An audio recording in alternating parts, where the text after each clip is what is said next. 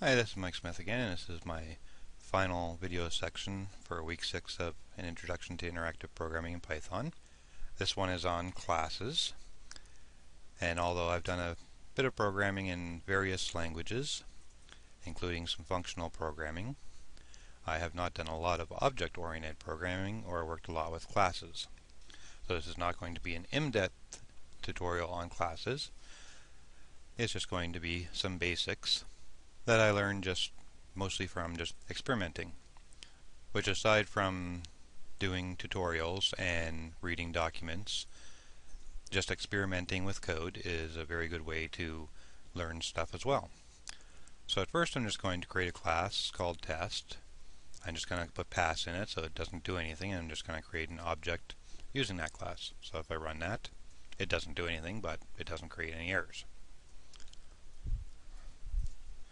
So we'll comment that out and go with the next one here. Now what I'm going to do is in the class I'm just going to set two different values, one at 100, one at 999. I'm going to print out those values. Then I'm actually going to create two different objects. I'm going to print out their values, and then I'm going to change object 1's value 1, to be 125, and print out what their values are again.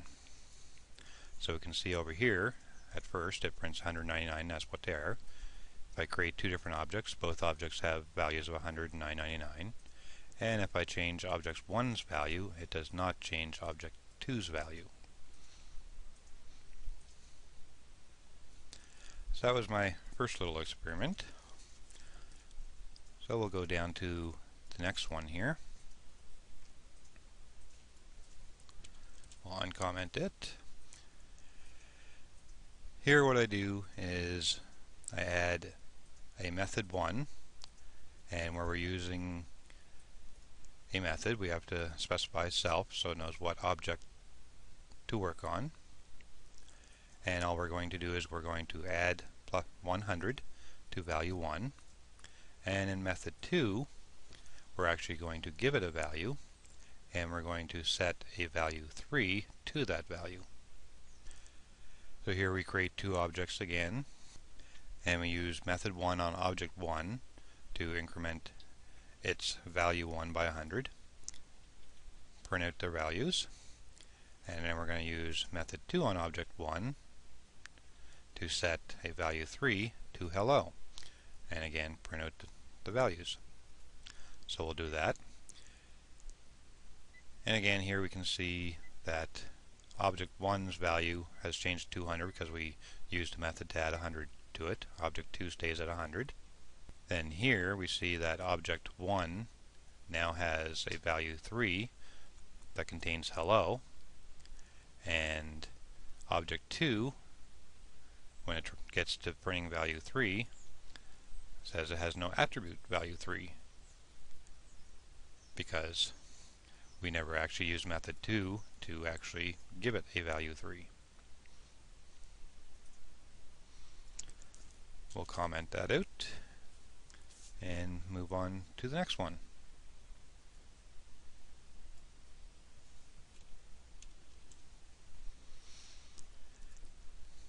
Now here I'm introducing the init method, which initializes a value 4 to and again we set up two objects. We do the same thing we did before with method 1. Now this time with method 2, a method 2 on object 2 as well, and use hi for it, and then we're going to print out all four values of both of them. Now here you can see that we still have our 200, 999, 100, 999, and now we still have hello for the first one, we have hi for the second one on value 3, and value 4 on both of them is just because that's what we set it to when we initialize it.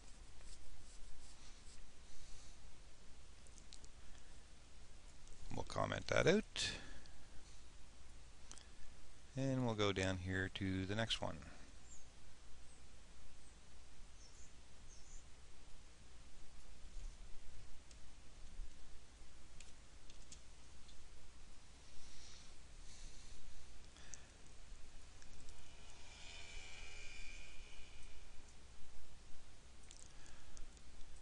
On this one we add a method 3.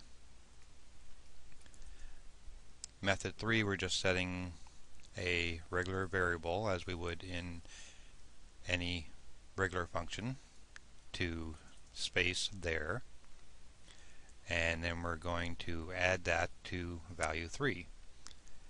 And since value 3 is a string, this is concatenating there to that string. So we printed all the same stuff we did before. We're calling method 3 on object 1, so that concatenates there to hello. So we'll run that. And as you can see here, it shows the same stuff it did before, plus here we have hello there for value 3 of object 1.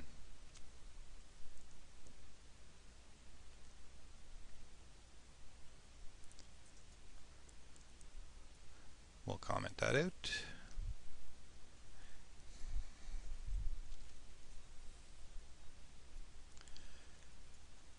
And we'll try our next little experiment here. Now in this one, we're adding a method 4, which we're going to send some value, and we're going to concatenate that value to value 3. The rest of this is the same, except for on object 2, I'm going to use method 4 to concatenate there.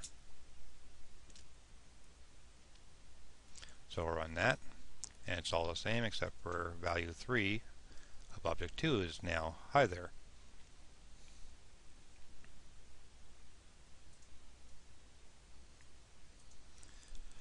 We'll comment this one out.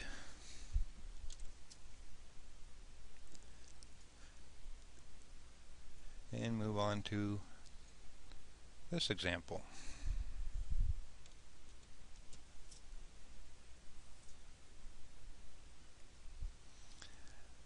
Now in this example, what I've done is the same as the above. The only thing I've done differently is in my initialize method, I've added two arguments, value 1 and value 2. And I've purposely made them the same as what these are to show that these value 1 and value 2 are local variables to the initialization function, and it has nothing to do with these. So what I'm going to do is I'm going to set a value 5 to value 1 that I passed in, and a value 6 to value 2 that I passed in. And of course, where these are inside of the functions, I need self.value5 and self.value6, so that it knows what object to apply it for, because self is the object that's being passed. And these are just value 1 and value 2. They don't have self in front of them because they're just variables that are being passed in. So down here, when I initialize the object, I have to give it what value 1 and value 2 are. So in the first one, I just put in I am value 5, I am value 6, and in the second one, I just put val 5 and val 6. Other than that, everything else is the same, except for down here, I do a print, and I'll print each object's value 5 and value 6. And then at the very bottom, I'm going to print each object to show you what that does. So let's run that. And again, everything up here is the same. The only difference now is when I print values 5 and 6, for object 1 it says I am value 5 and I am value 6. And for object 2, it just says val 5 and val 6. When I actually try to print object 1 and object 2, it just tells me it's main.testObject and main.testObject, which just means it's a test type object because of a test class.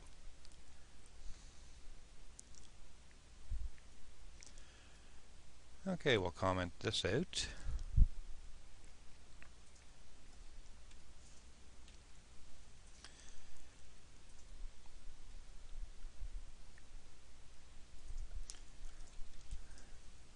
Now the reason I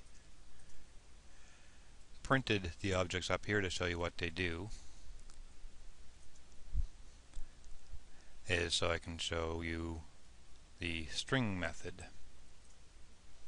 All this code down here is identical to what it was. I didn't change anything here. I'm still printing object 1 and object 2 down here. The only difference is I added the underbar, underbar, string, underbar, underbar method. And all it does is return I am an object and I have values. A /n, which just moves it down the next line, as well as a /t, which puts in a tab.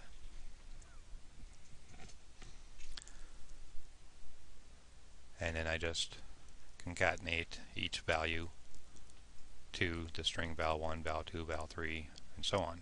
And then at the end I would do another line.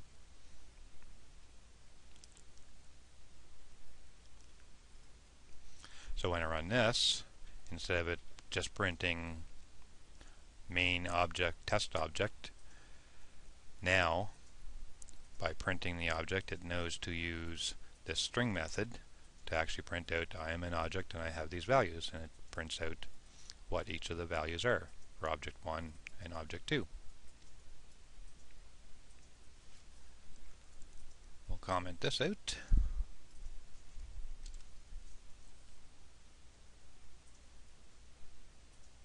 And we'll uncomment this one.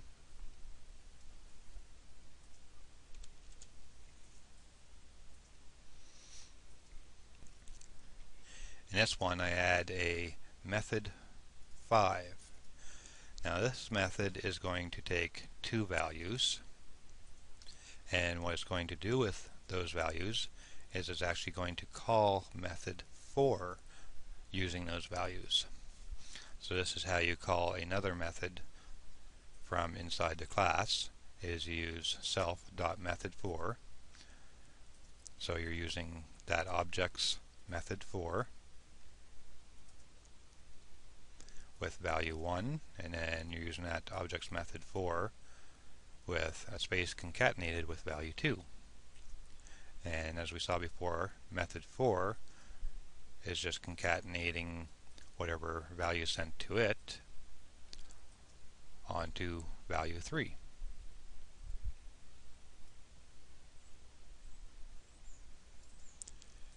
So down here, instead of calling method 4, I'm calling method 5 now, with space there and with Bob.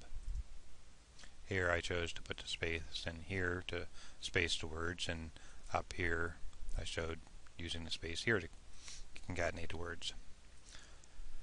So we'll run that, and you'll notice the only thing that changes is value 3 here becomes hi there Bob, which you can tell more clearly down here in object 2 that value 3 is hi there Bob. Hopefully this helps you a little bit on how classes work and how to use them. Like I said, this is just something I experimented with to learn myself exactly how everything's working. So hopefully it'll help you as well. Thank you for watching.